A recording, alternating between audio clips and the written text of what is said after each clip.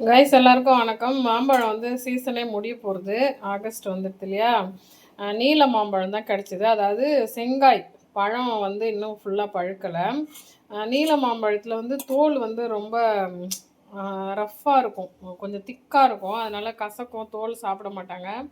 But இது கொஞ்சம் மெலிஸ் தோலாக இருக்க மாதிரி இருந்தது. அதனால் இந்த மாம்பழத்தை வந்து ஃபுல்லாக கட் பண்ணி ஊறுகாய் மாதிரி தாளிச்சிடலாம் உடனே சாப்பிட்றதுக்கு அப்படின்னு சொல்லிட்டு கட் பண்ணி எடுத்திருக்கேன். இதில் வந்து நம்ம தாளித்து கொட்டிடலாம். இது வந்து காரத்துக்கு வந்து ஒரு 1/4 ஸ்பூன் வந்து வெறும் சில்லி பவுடர், அப்புறம் உப்பு போட்டிருக்கேன். இப்போ வந்து